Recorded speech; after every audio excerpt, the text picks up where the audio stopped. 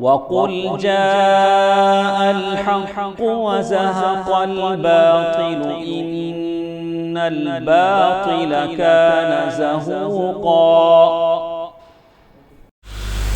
إن الحمد لله نحمده ونستعينه ونستغفره ونؤمن به ونتوكل عليه ونعوذ بالله من شرور أنفسنا ومن سيئات أعمالنا من يهده الله فلا مضل له ومن يضلل فلا هادي له وأشهد أن لا إله إلا الله وحده لا شريك له وأشهد أن محمدا عبده ورسوله. أما بعد فإن خير الحديث كتاب الله وخير الهدي هدي محمد صلى الله عليه وسلم وشر الأمور محدثاتها وكل محدثة بدعة وكل بدعة ضلالة وكل ضلالة في النار. أعوذ بالله السميع العليم من الشيطان الرجيم. بسم الله الرحمن الرحيم. قاف والقرآن المجيد بل عجبوا أن جاءهم منذر منهم فقال الكافرون هذا شيء عجيب أإذا متنا وكنا ترابا ذلك رجع بعيد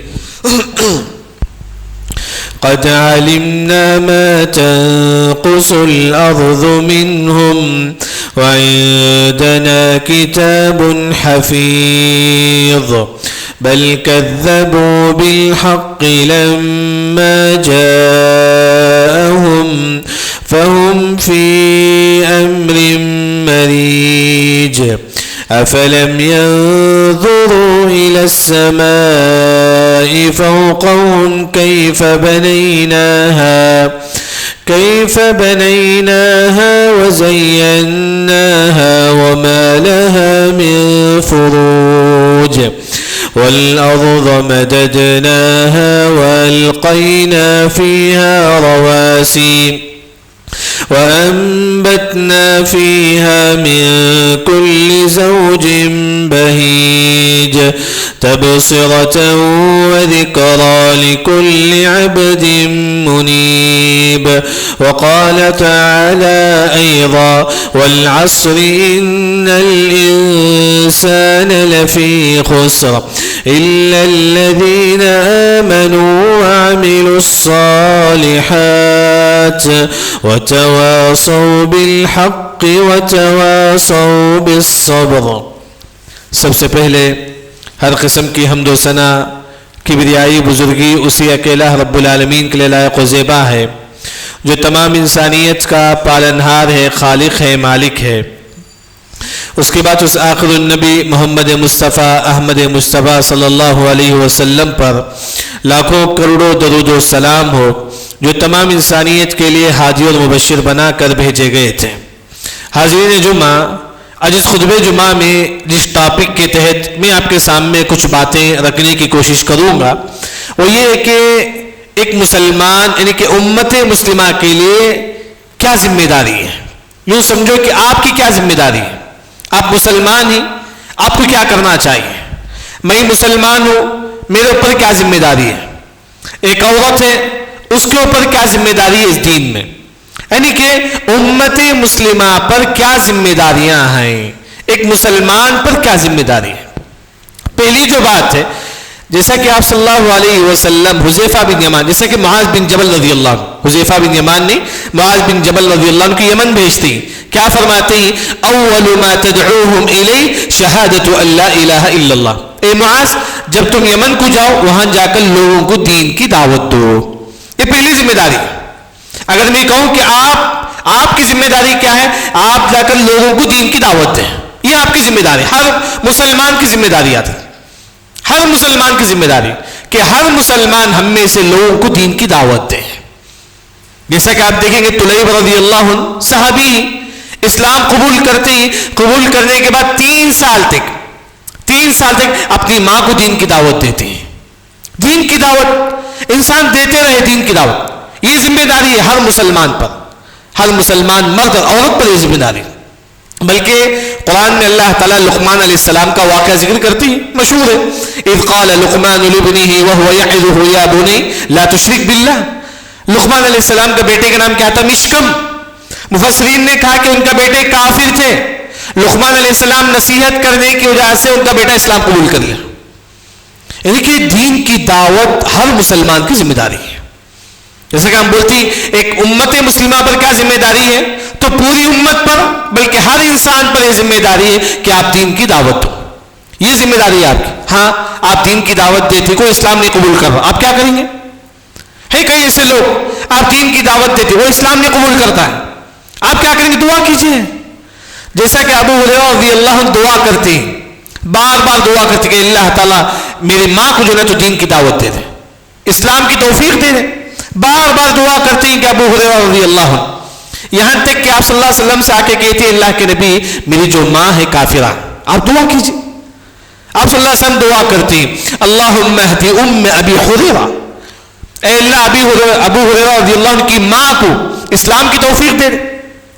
یہاں تک کہ ابو ہریرہ رضی اللہ عنہ اپنا گھر جاتی ہیں تو پانی کا آواز آتا ہے, تو اس کے بعد تھوڑی دیر کے بعد ان کی ماں دروازہ کھولتی ہے اور کہتی ہے کہ اشہد ان لا الہ الا اللہ و اشہد ان محمد رسول اللہ. یہ پہلی ذمہ داری ہے میرے اور آپ کی. وہی تو اللہ نے کہا کنتم خیر امت اخرجت للناس, اے لوگوں ہم نے تم کو پیدا کیا کس کے لیے؟ لوگوں کے لیے. آپ لوگوں کو دین کی دعوت دو. گویا کہ جو ہے نا یہ جو بات مجھے اور آپ کو جو سمجھ میں آتی ہے وہ یہ, آپ دین کی دعوت دینا ہے. اگر اسلام نہیں قبول کر رہا تو آپ کیا کرنا ہے؟ دعا کیجیے. آپ اس کے حق میں دعا کیجیے, جس طرح آپ صلی اللہ علیہ وسلم بھی دعا کرتے ہیں. بلکہ ابو جہل کیسا, ابو جہل اور عمر رضی اللہ عنہ, آپ صلی اللہ علیہ وسلم دعا کرتے ہیں اللہ تعالیٰ ابو جہل یا عمر رضی اللہ عنہ دونوں میں سے کسی ایک کو اسلام کی توفیق دے دے. کون دعا کرے؟ آپ صلی اللہ علیہ وسلم. آپ صلی اللہ علیہ وسلم دعا کرتے ہیں, یہاں تک کہ ہمارے نبی کی دعا کی وجہ سے عمر رضی اللہ عنہ شرف قبولیت سے اسلام میں داخل ہو جاتے ہیں, مسلمان ہو جاتے ہیں. یعنی کہ آپ کی جو ذمہ داری ہے دین کی دعوت دے. دوسری جو چیز ہے دعا کرے آپ اللہ سے, آپ اللہ سے دعا کریں. بلکہ اسی چنئی میں اگر آپ کو بتاؤں یہی کئی درگاہ پائے جاتے ہیں. کئی لوگ نعوذ باللہ درگاہ کے سامنے جا کے جھکتے ہیں. کئی لوگ ہیں. آپ کی ذمہ داری کیا ہے؟ ہم وہاں سے چل جاتے ہی نہیں, آپ وہاں دیکھیے کئی لوگ جو اگر ہو سکتا ہے تو دین کی دعوت دے, نہیں ہو سکتا تو آپ دعا دیجیے ان کے حق میں جو ہے نا اللہ تعالیٰ ان کی ہدایت کی توفیق دے دے. یعنی کہ ہماری زندگی کا جو ہے نا اصل جو مقصد ہے وہ ہے کہ دین کی دعوت, دین کی دعوت دینا اور اس کے بعد جو نا ان کے حق میں دعا کرنا. اچھی بات, عورت کیسا دین کی دعوت دے؟ کیونکہ عورت تو گھر میں رہے گی, وہ دین کی دعوت کیسا دے؟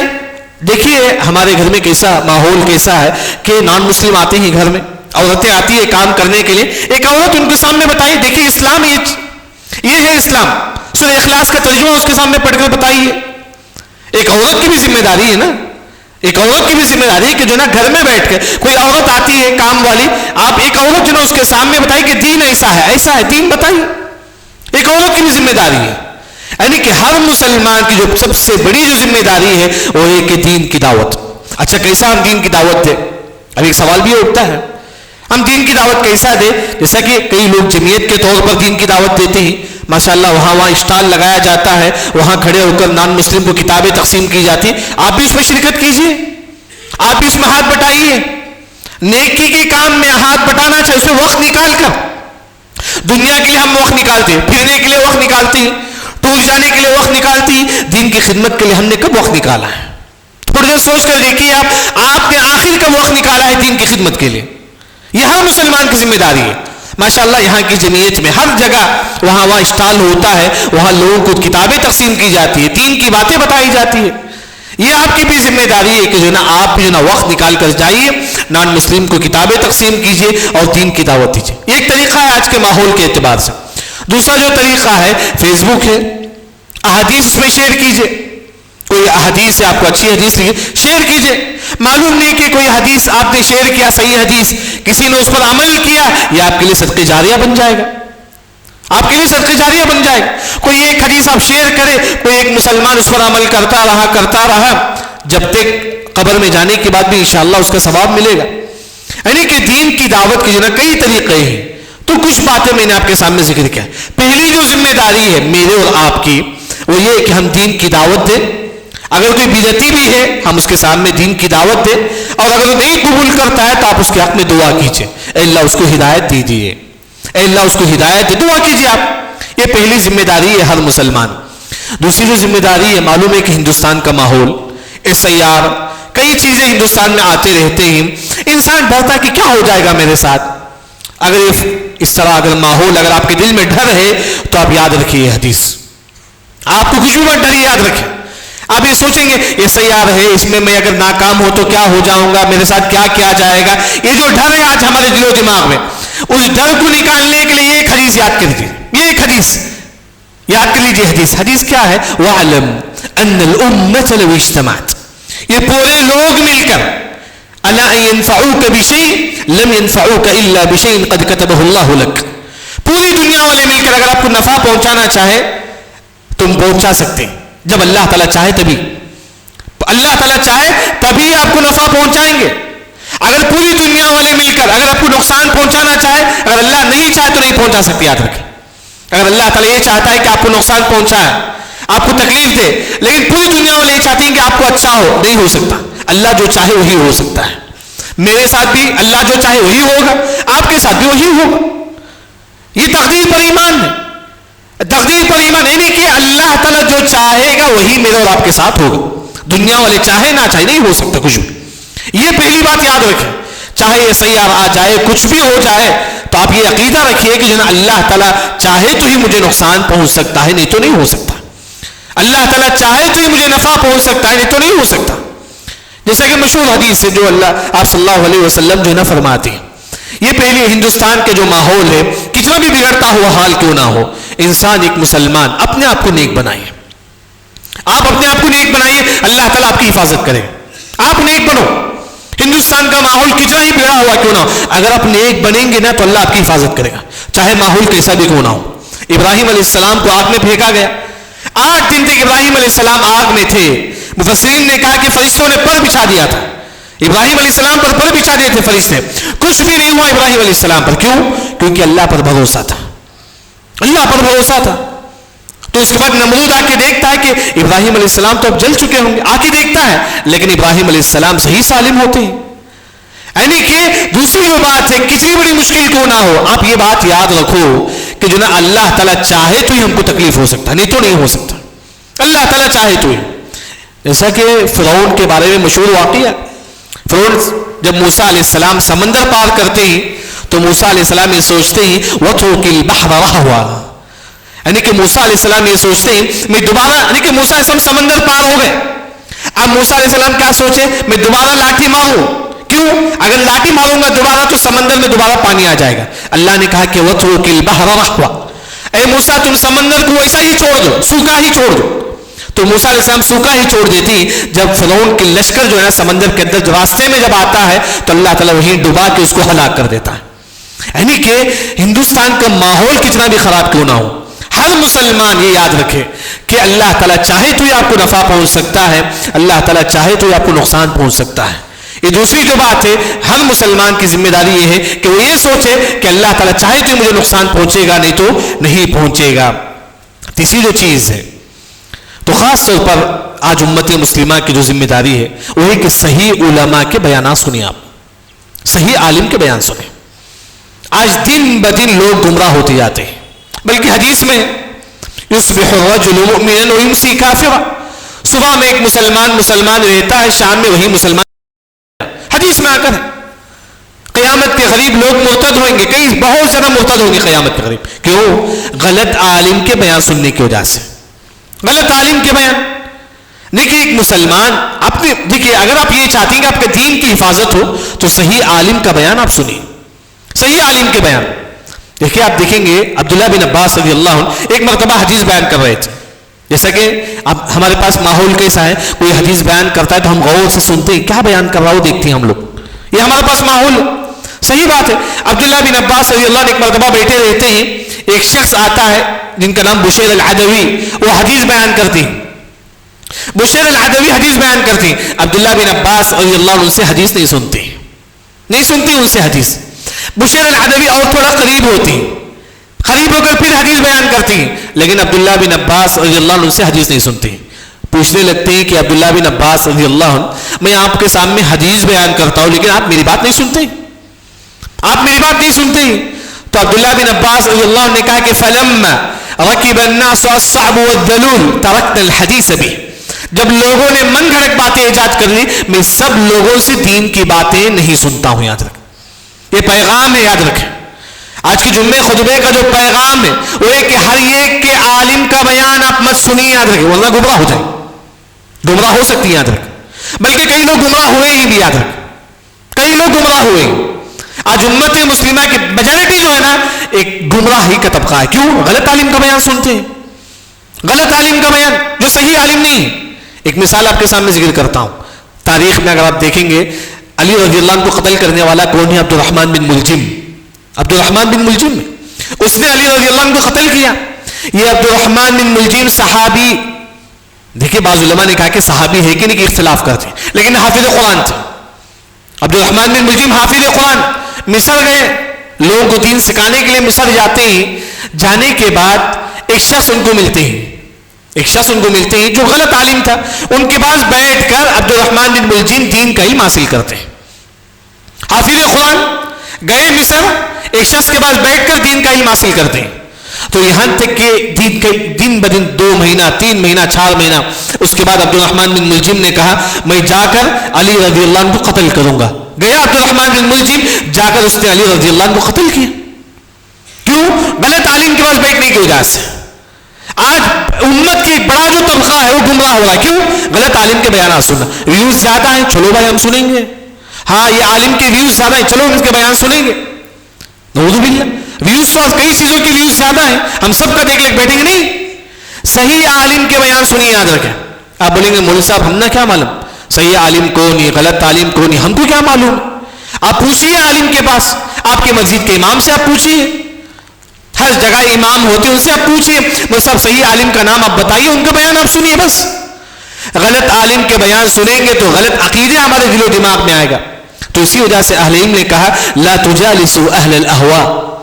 اے لوگوں تم بدعتیوں کے بازو مت بیٹھو، بدعتیوں کے بازو مت بیٹھو. اب بولتے ہیں کہ ہمارا خاندان والا ہے مولوی صاحب، چاہے آپ کا خاندان کا ہو کچھ بھی ہو اس کے بازو مت بیٹھو آپ. بلکہ امام مالک رحمہ اللہ نے کہا الدنو من الباطل ہلک. اگر آپ غلط لوگ بدعتیوں کے بازو بیٹھیں گے آپ ہلاک ہو جائیں گے، برباد ہو جائیں گے.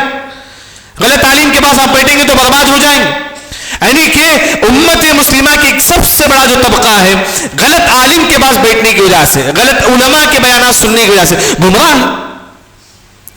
یاد رکھیں. اسی وجہ سے ایک مسلمان کی ذمہ داری بنتی ہے کہ صحیح عالم کے بیانات آپ سنیں تاکہ آپ کے عقیدے کی حفاظت ہو، آپ کی دین کی حفاظت ہو. یہ اصل چیز یاد رکھیں. دنیا میں ہمیں مال کی حفاظت کے لیے ہم کیا کیا نہیں کرتے. بینک میں جا کے پیسہ جا کے حفاظت سے رکھتے ہیں. ہم نے دین کی حفاظت کرنے کے لیے ہم نے کیا کام ہم نے کیا؟ میرے عقیدے کی حفاظت کے لیے، آپ کے عقیدے کی حفاظت کے لیے آپ نے کیا کیا؟ تو انسان کی ذمہ داری ہے کہ جو نا انسان اپنے عقیدے کی حفاظت کرے. صحیح عالم کا بیان جو نا اس کو سننا چاہیے. چوتھی جو ذمہ داری ہے ہر مسلمان کی وہ یہ ہے کہ خاص طور پر آج ہمارا ماحول اگر آپ دیکھیں گے عورتیں مرتد بہت زیادہ ہوتی ہیں. ہندوستان کا ماحول اگر آپ دیکھیں عورتیں مرتد بہت زیادہ ہوتی ہیں. خاص طور پر ہماری مسلم عورتیں مرتد بہت زیادہ ہوتی ہے. آپ بولیں گے مصعب ہماری کیا ذمہ داری ہے؟ ہر انسان یہ پوچھ سکتا ہے ہماری کیا ذمہ داری ہے؟ آپ کی ذمہ داری ہے کہ آپ اپنی بچیوں کو مسجد لے کر آؤ، پروگرام کو لے کر آؤ اپنی بچیوں کو. اگر عورتوں کے پاس علم نہ ہوگی تو جہالت آئے گی، جہالت ہوگی تو انسان گمراہ ہو جائے گا. اگر عورتیں اپنا تعلق مسجد سے نہیں جوڑے گی تو علم کہاں آئے گا؟ اللہ نے سورہ نور میں کہا یہدی اللہ لنورہ من یشاء. سورہ نور کی آیت النور مشہور آیت اللہ نور السماوات والارض. اگر آپ نور چاہتے ہیں تو اللہ نے کہا کہ فی بیوت اذن اللہ، اپنا تعلق مسجد سے جوڑو.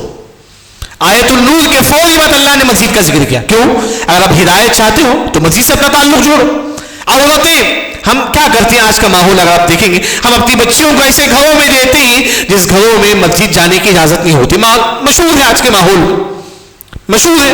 بعض ایسے لوگ ہوتے ہیں اپنی بچیوں کو مسجد نہیں بھیجتے. اگر آپ ایسے گھر میں اپنی بچیوں کو دیں گے تو کہاں سے بچی جو ہے نا شادی کے بعد مسجد کو آئے گی, کہاں سے علم حاصل کرے گی؟ عورتیں علم گمراہ ہونے کا اہم جو سبب ہے وہ ہے کہ علم سے دوری. آپ دیکھیں گے عاتقہ رضی اللہ عنہ, اسلام قبول, عاتقہ رضی اللہ مشہور صحابیہ ہیں, اسلام قبول کرنے کے بعد وہ شادی کرتی ہیں کس سے؟ عبداللہ رضی اللہ عنہ سے, جو ابو بکر رضی اللہ عنہ کے بیٹے. دیکھیے آج کی عورتیں, ہمارا ٹارگٹ کیا ہوتا ہے؟ میں شادی کرتا ہوں اپنی بچیوں کو, ٹارگٹ کیا؟ گھر اچھا ہونا چاہیے, ساس گھر اچھا مالدار ہو, وہ یعنی کہ شوہر اچھا کمانے والا, ہم یہ سوچتے ہیں یاد رکھیں. یعنی کہ یہاں عاتقہ رضی اللہ جب شادی کرتے ہیں عبداللہ سے اور کہتے ہیں کہ عبداللہ, ایک کنڈیشن ہے یاد رکھو, ایک کنڈیشن ہے عبداللہ رضی اللہ عنہ کی. کیا کنڈیشن ہے؟ کہتے ہیں کہ شادی کے بعد بھی میں مسجد میں جاؤں گی, یاد رکھیں ایک ہی کنڈیشن ہے بس, شادی کے بعد بھی میں مسجد میں جاؤں گی, وہاں جا کر علم حاصل کروں گی. آج کتنی عورتیں جو اس کنڈیشن میں شادی کرتی ہے. یہ باپ کی ذمہ داری ہے ہم اپنے بچیوں کو ایسے گھر میں دیں جہاں شادی کے بعد بھی مسجد کو لائیں بچیوں کو. تو چلیے عبداللہ رضی اللہ عنہ سے شادی کرتی ہے عاتقہ رضی اللہ عنہ. چند دنوں میں عبداللہ رضی اللہ عنہ کا انتقال ہو جاتا ہے. تو اس کے بعد 4 مہینہ 10 دن عدت گزارتی ہے عاتقہ رضی اللہ عنہ. اس کے بعد عمر بن خطاب رضی اللہ عنہ آتے ہیں, آ کر کہتے ہیں کہ اے عاتقہ میں آپ سے شادی کرنا چاہتا ہوں. عاتقہ رضی اللہ عنہ کہتی ہے کہ مثلک لا ترد. اے عمر رضی اللہ عنہ آپ کا مقام اتنا بڑا ہے کہ حدیث میں آتا ہے کہ لو کان نبی بعدی لکان عمر, اگر میرے بعد کوئی نبی ہوتے تو عمر رضی اللہ عنہ ہوتے, اتنا بڑا مقام ہے. تو عاتقہ رضی اللہ عنہ کہتی ہے چلو میں اب تم سے شادی کر لوں گی, لیکن ایک شرط ہے. دیکھیے یہاں بھی عاتقہ رضی اللہ عنہ اس کنڈیشن میں شادی کرتی ہے. عمر رضی اللہ عنہ فرماتی کیا کنڈیشن ہے؟ تو عاتقہ رضی اللہ عنہ کہتے ہیں کہ میں شادی کے بعد بھی مسجد میں جاؤں گی. کیوں؟ عورت ہدایت چاہتی ہے تو مسجد کو آؤ. آج امت مسلمہ کا جو بڑا جو طبقہ ہے وہ گمراہی پر ہے, خاص طور پر عورتیں مرتد ہوتی, یاد رکھیں. دن برین واقعات تو بہت زیادہ ہیں, یاد رکھیں واقعات. آپ سالار پیپر اٹھا لیجئے, اردو پیپر میں آپ فرنٹ پیج میں آپ کو کئی واقعات آپ کو نظر آئیں گے. فرنٹ پیج میں فلاں عورت مرتد ہو گئی, فلاں عورت گمراہ ہو گئی. کیوں؟ علم نہیں ہے اس کے پاس, ہندوؤں سے شادی کر لیتی ہے. کیونکہ قرآن میں اللہ نے کہا کہ وَلَا تَنْكِحُوا الْمُشْرِكَاتِ وَلَا تَنْكِحُوا الْمُشْرِكِينَ, لیکن تم ہندوؤں سے شادی مت کرو. قرآن میں اللہ نے واضح فرمایا. آج ہماری عورتوں کو اس کا علم نہیں ہے. ہو الحمدللہ کئی ایسے عورتیں جو پڑھے لکھے بھی, الحمدللہ ایسی بات نہیں کہ جناب پورے کے پورے نہیں, الحمدللہ کئی ایسے عورتیں جو پڑھے لکھے ہی, لیکن میجارٹی جو بات ہے وہ یہ ہے کہ امت مسلمہ کی جو عورتیں گمراہ ہوتی. کیوں؟ مسجد سے دوری کا سبب ہے. ابھی آپ دیکھیں کہ بنگال پیٹ کا ایک واقعہ, ایک عورت کی عمر 30 پر 5 سال کا ہے, 30 پر 5 سال عورت, اسے 2 بچے ہیں. وہ ایک ہندو سے بھاگ کے جو نا شادی کر لیتی ہے, ہندو سے بھاگ کے شادی کرتے ہیں. بعض مسجد والوں نے کہا کہ مولوی صاحب یہ وہ ہے جو کبھی مسجد کو نہیں آتی ہے, یہ وہ عورت ہے جو کبھی مسجد کو نہیں آتی. کیوں؟ 30 پر 5 سال میں ایک عورت کسی ہندو کے ساتھ بھاگ جاتی ہے. آج گمراہی کہاں سے آ, یاد رکھیں یہ ہماری ذمہ داری ہے نا, ہم اپنی بچیوں کو دین کی دعوت دیں. ہر باپ جو ہے نا اپنی بچیوں کو دین کی دعوت دیں. باپ مطلب یہ نہیں کہ آپ کھلاؤ پلاؤ, یہ ہر باپ کی ذمہ داری ہے. ساتھ میں دین کی دعوت بھی دو. یہ ہر عورت, ہر ماں کی ذمہ داری کہ اپنے بچوں کو دین کی دعوت دو. چوتھی جو اہم ذمہ داری ہے کہ عورت جو گمراہ ہوتے ہیں اس کے متعلق, عورت جو مرتد ہوتے ہیں اس کے متعلق ہم لوگ سوچیں. خاص طور پر جو نا کچھ ماں باپ جو ہے نا اپنی بچوں کو مسجد کو جو نا لے کر آنا چاہیے. اسی طرح ایک اور جو چیز ہے آج امت محمدیہ میں جو خاص طور پر جو سب سے بڑی ذمہ داری ہے میرے اور آپ کی, وہ ہے اتحاد. اتحاد بہت ضروری ہے, یاد رکھیں. بغیر اتحاد کے کبھی آپ کامیاب نہیں ہو سکتے, اتحاد کے بغیر کامیاب نہیں ہو سکتے. آج ہماری کیا سوچ ہے, اتحاد کیا ہے؟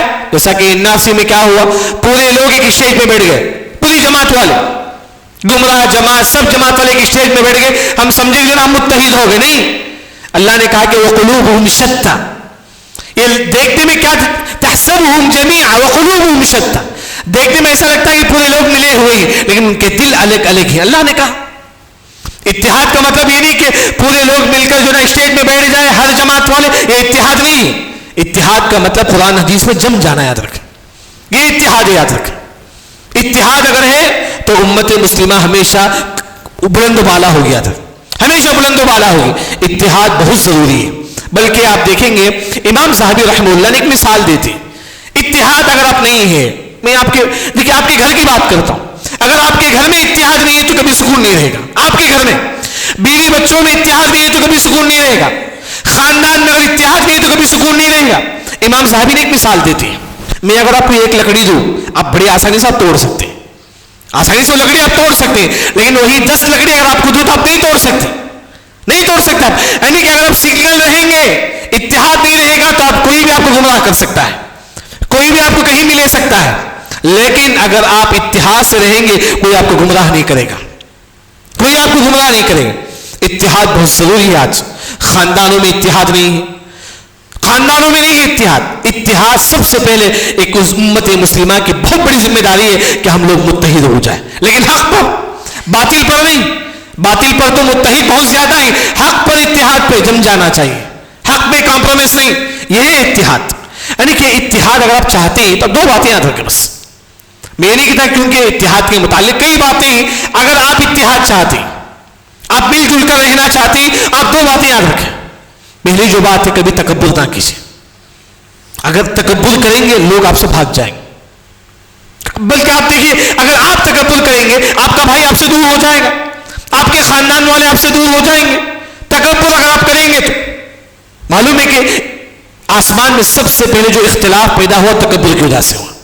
شیطان تکبر کیا, بولا کہ میں کیوں سجدہ کروں, جبکہ آدم علیہ السلام کو مٹی سے پیدا کیا گیا, مجھے آگ سے, کیونکہ آگ اوپر ہوتی ہے, مٹی نیچے ہوتا ہے نا, مٹی نیچے ہوتی ہے. شیطان نے کہا کہ میں کیوں, تکبر کیا شیطان نے, وہیں سے اختلاف شروع ہوا. اگر آپ تکبر کریں گے, آپ کے خاندان میں بس خاندان والے آپ سے دور ہو جائیں گے, آپ کا بھائی آپ سے دور ہو جائے گا. اتحاد کے لیے سب سے بڑی جو ذمہ داری ہے وہ ہے کہ تکبر نہ کرو. یاد رکھو, تکبر کریں گے تو خود بخود اختلاف شروع ہو جائے گا. اگر جماعت میں بھی ہو, اگر آپ تکبر کریں گے, جماعت والے آپ سے دور ہو جائیں گے, مسجد والے آپ سے دور ہو جائیں گے. یہ تکبر اللہ تعالیٰ کو پسند نہیں. جو مسلمان تکبر کرتا ہے, حدیث میں آتا ہے کہ کأمثال الذر, کل قیامت کے اللہ تعالیٰ سے چونٹی کی طرح چھوٹا بنا دے گا. اللہ تعالیٰ سے چونٹی کی طرح, دنیا میں بڑے گھمنڈ سے چلتا تھا, لیکن اللہ سے چونٹی کی طرح چھوٹا بنا دے گا اللہ تعالیٰ اسے. تکبر اللہ تعالیٰ کو کبھی پسند نہیں. بلکہ حدیث میں آتا ہے کہ من کان فی قلبہ مثقال ذرۃ من کبر, جس کے دل میں رتی برابر بھی تکبر ہو. رتی برابر, رتی کسے بولتے ہیں, مفسرین نے فرمایا کہ چونٹی جو ہے نا, چونٹی کا جو سر, اگر اتنا بھی تکبر ہو وہ جہنم میں داخل ہو گیا تھا. اتنا بھی تکبر ہو, انسان, فطری بات ہے, انسان کے اندر تکبر آتا ہے. کیسا دور کرے؟ حدیث میں آتا ہے کہ اگر آپ یتیم کے بازو بیٹھیں گے, غریب کے بازو بیٹھیں گے, خود بہت آپ کے دل سے تکبر نکل جائے گا. کبھی غریب کے بازو بیٹھو, ہاں تکبر ہے, غریب کے بازو بیٹھو, اس کے ساتھ بیٹھو, تو انشاءاللہ آپ کے اندر جو تکبر ہے وہ نکل جائے گا. یعنی کہ اگر آپ اتحاد چاہتے ہو تو سب سے پہلی جو چیز ہے, آپ تکبر نہ کرو. یہی تکبر سے اختلاف شروع ہوتا ہے. وہی اللہ نے کہا کہ محمد صلی اللہ علیہ وسلم آپ تکبر نہ کرو. آپ سے بھی تکبر نہیں کرتے تھے صلی اللہ علیہ وسلم. دوسری جو چیز ہے, اگر آپ اتحاد چاہتے ہیں تو کبھی حسد نہ کرو. اللہ نے آپ کے بھائی کو مال دیا ہے, آپ حسد نہ کرو, کیوں اللہ نے مجھے مال نہیں دیا. اگر آپ حسد کریں گے تو وہیں سے اختلاف شروع ہو جائے گا. آسمان میں تو سب سے پہلے اختلاف تکبر سے شروع ہوا, زمین میں سب سے پہلے اختلاف حسد سے شروع ہوتا ہے. قابیل نے حابیل پر حسد کیا. حابیل نے کیا کیا تھا, حابیل نے, قابیل اور حابیل دونوں اللہ کے سامنے قربانی پیش کرتے, جیسا کہ ہم کیا کرتے ہیں, عید الاضحیٰ میں بکرا ذبح کرتے ہیں, قربانی پیش کرتے ہیں. حابیل اور قابیل, حابیل نے جو ہے نا اپنی کھیتی باڑی میں سے جو سب سے اچھا ہے وہ لا کے اللہ کے راستے میں رکھتے ہیں, آسمان کے نیچے رکھتے ہیں. آسمان سے آگ آتا ہے, آگ آ کے ان کی جو ہے نا جو قربانی جو دی گئی, جو گھاس ہے, جو بھی چیز ہے اس کو کھا لیتا ہے. یہ قربانی تھا اس زمانے میں, اس زمانے کی قربانی تھی. جو بھی چیز ہے آپ کا سب سے اچھا چیز آپ آسمان کے نیچے رکھیے, آسمان سے آگ آ کر جو ہے اس کو کھا لے گا. یہ حابیل اپنا سب سے اچھا مال لا کے جو ہے نا آسمان کے نیچے رکھتے ہیں, آسمان سے آگ آ کے اس کو کھا لیتا ہے. لیکن قابیل, اس کا گھٹیا جو مال ہوتا ہے, کیونکہ ایک انسان کے بعد اچھا مال بھی ہوتا ہے, خراب مال بھی ہوتا ہے. قابیل جو ہے نا اپنا جو گھٹیا جو مال ہے, پرانا جو چیز مال ہے, وہ لا کے آسمان کے نیچے رکھتا ہے. اللہ کو معلوم ہے, اللہ کو معلوم ہے کہ آپ کس نیت سے قربانی دیتے ہیں, کیونکہ قربانی اچھی چیز دے. جیسے کہ ہم بولتے ہیں نا, اچھا بکرا قربانی دینا چاہیے. کم ریٹ کا لا کے دے دیے, 5-6 ہزار کا نہیں, اچھا سچا بکرا قربانی دو. یعنی کہ انہوں نے جو گھٹیا جو مال تھا انہوں نے قربانی کر دی, آسمان کے نیچے رکھ دیا, لیکن آسمان سے آگ نہیں آئی. کیونکہ آگ آنے کا مطلب یہ ہے کہ تمہاری قربانی قبول ہو جائے گی, لیکن آگ نہیں آئی. حابیل کی قربانی قبول ہوئی، قابیل کی قربانی قبول نہیں ہوئی. قابیل کو حسد شروع ہوا، وہیں سے قابیل کی جب حسد شروع ہوا تو اختلاف پیدا ہوا. اسی اختلاف سے قابیل نے حابیل کو قتل کر دیا. اگر حسد ہے تو کبھی بھی اتحاد نہیں ہو سکتا ہے، کبھی بھی اتحاد نہیں ہو سکتا ہے. یعنی کہ اللہ نے آپ کے خاندان میں کسی کو اچھا مال دیا ہے، آپ کبھی حسد مت کرو. یاد رکھو کبھی حسد مت کرو. کوئی آپ کا بھائی اچھا کمانے والا، حسد مت کرو. یعنی کہ حسد جو چیز ہے نا جو انسان کے اندر اختلاف کو پیدا کرتا ہے. یعنی کہ خاص طور پر جو ہے نا اگر آپ اتحاد چاہتی تو ان چیزوں کو یاد رکھو. اسی طرح ایک اور جو چیز ہے آج کے ماحول میں خاص طور پر یہ جو چیز ہے، اگر گھر کا ماحول اگر آپ دیکھا جائے، ساس بہو کا مسئلہ ہے. امت مسلمہ میں ایک میجارٹی جو طبقہ ہے جو طلاق خلا کا ہے. اب بلکہ آپ کی چھنی کو اٹھا کے دیکھ لیجئے، ایک سال میں کتنے طلاق کتنے خلا ہو کرے، اٹھا کے دیکھ لیجئے آپ کتنے طلاق کتنے خلا. کیوں میں ساس کی خدمت کروں؟ یہ سوال ہی اٹھتا ہے. کیوں میں ساس کی خدمت کروں؟ ایک بیٹی یہ بولتی ہے، بہو یہ بولتی ہے، میں کیوں ساس کی خدمت کروں؟ کیا حدیث میں ہے کیا؟ اب حدیث پڑھی ہے ابو داؤد کتاب الطہارہ حدیث نمبر 75. ابو داؤد کتاب الطہارہ حدیث نمبر 75. ابو قتادہ رضی اللہ عنہ اپنے بہو کبشہ رضی اللہ عنہ کے گھر کو آتے ہیں. ان کی جو بہو کبشہ جو ہے نا آ کر پانی اڈیلتی ہے، وضو کے لیے پانی دیتی ہے اپنے کسے؟ سسر کو. یعنی کہ کبشہ رضی اللہ عنہ اپنی سسر کی خدمت کرتی ہے. تو یہاں عورتیں کہتے ہیں کہ نہیں، کہاں ہے خدمت؟ آج اسی سے خلا طلاق ہوتا ہے نا. آج میجارٹی جو امت مسلمہ میں جو خلا طلاق ہوتا ہے، یہی مسئلہ یاد رکھیں. ساس بہو کی خدمت کرنا ہے یا نہیں، کیونکہ یہی سے شروع ہوتا ہے کہ بہو کی خدمت، ساس کی خدمت کرنا کی نہیں کی. صحابیات جب اپنے سسر کی خدمت کرتے تو آج کیوں ماحول ایسا ہے؟ بلکہ فاحشہ عورت ایک کتے کو پانی پلاتی ہے، اللہ نے اس کو جنت دے دیا. دوسروں کی خدمت شریعت کیا دعوت نہیں دی تھی؟ دوسروں کی خدمت کرنا، دوسروں کے جنا کام آنا، یہ بلکہ کتے کو پانی پلانے کی وجہ سے اللہ اس کو جنت دے دیا. تھوڑا دل بڑا رکھیے، یاد رکھیں. آج جتنی بھی جو ماحول جو امت مسلمہ میں جو ہوتی ہے خلا طلاق کا، اس کا اہم وجہ یہی ہے کہ جو ہے نا خاص طور پر جو ہے نا ساس بہو کے جو لڑائی ہے، یہی سے جو ہے نا امت مسلمہ جو ہے نا بگاڑ پیدا ہوتا ہے. یعنی کہ آج کے خطبے کا جو خلاصہ ہے وہ یہ ہے کہ ایک مسلمان پر کیا ذمہ داری ہے، آپ پر کیا ذمہ داری ہے. سب سے پہلے ذمہ داری کہ آپ توحید کی دعوت دیں، توحید کی دعوت دیں. اور کیسے دعوت دیں؟ واٹس ایپ پہ لکھ کر بھیجیے. کوئی آپ کا نان مسلم دوست ہے، لکھ کر بھیجیے. نان مسلم کافر ہے، کوئی عیسائی ہے، عیسائی قرآن میں جو عیسیٰ علیہ السلام کے بارے میں جو آیت تھی اٹھا کر بھیجیے اس کا ترجمہ. یعنی کہ پہلی ذمہ داری ہے ہم دین کی دعوت دیں اور ساتھ میں دعا بھی کریں، اے اللہ فلاں بھائی کو ہدایت کی توفیق دے دیں، یہ دعا بھی کریں ساتھ میں. دوسری جو ذمہ داری ہے، ہندوستان کا ماحول کتنا ہی بگڑا ہوا کیوں نہ ہو، آپ اللہ پر بھروسہ رکھیں. وہی ہوگا جو منظور خدا ہوگا، یاد رکھیں. وہی ہوگا جو اللہ تعالیٰ چاہے گا. تو ایک مسلمان یہ عقیدہ رکھے، مجھے اللہ تعالیٰ چاہے تو ہی مجھے نقصان پہنچ سکتا ہے، نہیں تو نہیں. یہ عقیدہ رکھے چاہے مسلمان ہندوستان کا ماحول کتنا ہی بگڑا ہوا کیوں نہ ہو. تیسری جو چیز ہے، ہر عالم کا بیان آپ مت سنیے، یاد رکھیں. اگر آپ ہر عالم کا بیان سنیں گے تو گمراہ ہو جائیں گے. ہر عالم، چاہے آپ عالم ہی کیوں نہ ہو، آپ عالم ہی کیوں نہ ہو، تو عوام کی بات اور بڑی ہے. آپ کو کچھ بھی معلوم نہیں ہے، آپ صحیح عالم کا بیان سنیے، آپ تبھی آپ کو صحیح دین ملے گا، صحیح منہج، صحیح عقیدہ آپ کو ملے گا. یہ تیسری بڑی ذمہ داری ہے، ہم صحیح عالم کا بیان سنیے، غلط عالم کا نہیں. کئی ایسے لوگ ہی ان کا ویوز دے کے جو نا بیان دیکھا جاتا ہے، یہ بھی غلط چیز ہے. صحیح عقیدے والے اگر ہیں تو ان کے بیان آپ کو سنیے. اسی طرح ایک اور جو چیز ہے، عورتیں جو مرتد ہوتی ہے اس کی اہم وجہ یہی ہے کہ جو ہے نا ہم عورتوں کو دین سے دور رکھیں. بلکہ ہر مسلمان کی ذمہ داری ہے کہ وہ مسلمان دین کا علم حاصل کریں. آپ بھی حاصل کریں، اپنے بچوں کو بھی مسجد کو لے کر آئے، بلکہ ہر مسلمان مرتے دم تک دین کا علم حاصل کرے. خطیب بغدادی رحمہ اللہ، مشہور کتاب ہے، کئی کتاب ہے. خطیب بغدادی آخری لمحے تک کتاب پڑھ رہے تھے، اسی کتاب پڑھ رہے تھے، یہاں تک ان کی روح نکل گئی، وہ کتاب آ کے ان کے فیس میں آ کے گر گیا. آخری لمحے تک دین کا علم. امام احمد بن حنبل رحمہ اللہ نے کہا کہ اطلب العلم من المہد الى اللحد، ماں کے گود سے قبر کے گود تک علم حاصل کرو. آج ہم میں سے کتنے لوگ ہیں جو دین کا علم حاصل کرتے ہیں؟ دنیا کے لیے تو وقت ہے ہمارے پاس، دین کے لیے وقت ہے نہیں ہے ہمارے پاس. مفسرین نے فرمایا کہ ان الذین قالوا ربنا اللہ، آپ بولتے ہیں کہ ہمارا رب اللہ تعالیٰ ہے، آپ بولتے ہیں نا، ثم استقاموا، اس کی ایک تفسیر میں العلم الى الموت، موت تک آپ علم حاصل کرو. موت تک اگر آپ دین میں جمنا چاہتی ہیں، ثابت قدمی کے ساتھ رہنا چاہتی ہیں تو دین کا علم حاصل کرو. دین کا علم اصل چیز ہے. تو دین کا علم اگر آپ حاصل کریں گے تو مرتے دم تک آپ توحید پر رہیں گے. اور اسی طرح اتحاد بہت ضروری ہے. اگر اتحاد ہے ہمارے اندر تو قوت ہے. اتحاد کب ختم ہوتا ہے؟ تکبر. اگر آپ تکبر کریں گے آپ کا بھائی آپ سے دور ہو جائے گا, یہاں سے اختلاف شروع ہو جائے گا. اتحاد آپ اپنے گھر سے شروع کیجئے. دوسری وہ چیز حسد نہ کیجئے. اللہ نے کسی کو مال دیا ہے, کسی کو دولت دیا ہے, کسی کو اللہ نے خوبصورتی دی ہے, کسی کو اللہ نے علم بھی دیا ہے, آپ کبھی تکبر نہ کیجئے, حسد نہ کیجئے. یہی حسد جو ہے نا اختلاف میں پیدا کرتا ہے. اسی طرح ایک اور جو چیز ہے کہ خاص طور پر ہر مسلمان یہ چاہتا ہے کہ جو ہے نا وہ 4 کام کرے. ہر مسلمان کے 4 کام کرنا چاہیے. اگر آپ ہر مسلمان کی ذمہ داری ہے, جیسا کہ خطبے کا جو عنوان ہے ایک مسلمان کی کیا ذمہ داری ہے, وہ ہے 4 کام. الا الذین آمنوا, سب سے پہلے آپ توحید پرست بن جائیے, اس کے لیے علم حاصل کیجئے. وعملوا الصالحات, نیک عمل کریے, پوری زندگی نیک عمل کیجئے جتنا ہو سکے. جو بھی حدیث ملا اس پر عمل کیجئے, جو بھی حدیث آپ کو ملا.